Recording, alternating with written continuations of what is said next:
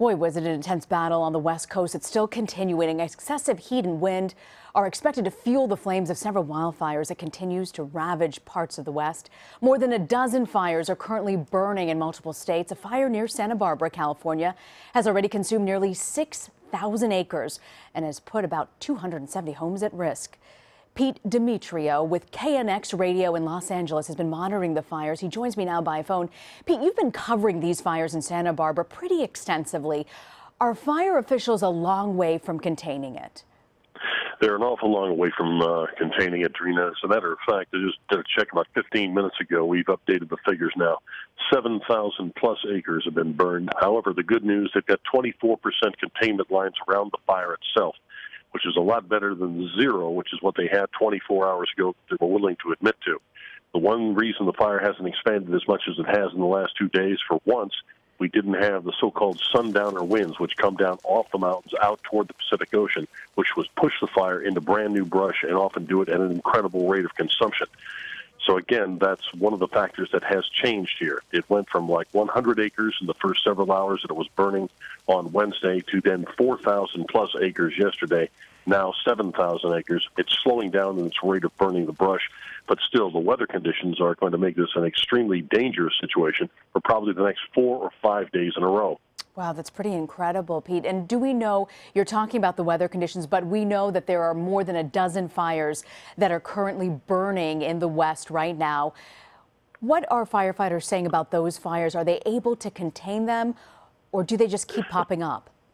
Well, they'll keep popping up. The Sherpa fire, as they call it, near Goleta, is the largest one on the radar screen right now. And that's fortunate in one respect, because with it being the largest fire in California, without any other major ones that are out there, well, they can basically send all the assets and resources they need. They've got more than 1,200 firefighters, probably closer to 1,400 by now on there.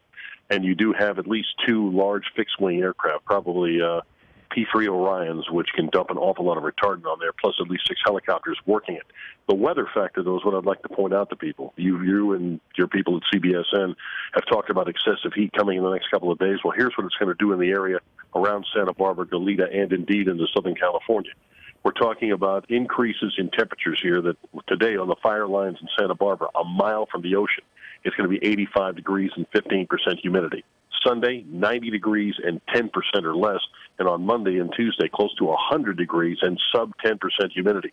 At that point, brush doesn't burn. It almost explodes. So what you have to do in that case is try to get as much containment line as you can around it and hope that the sundowner winds don't push the fire rapidly into areas of unburned brush.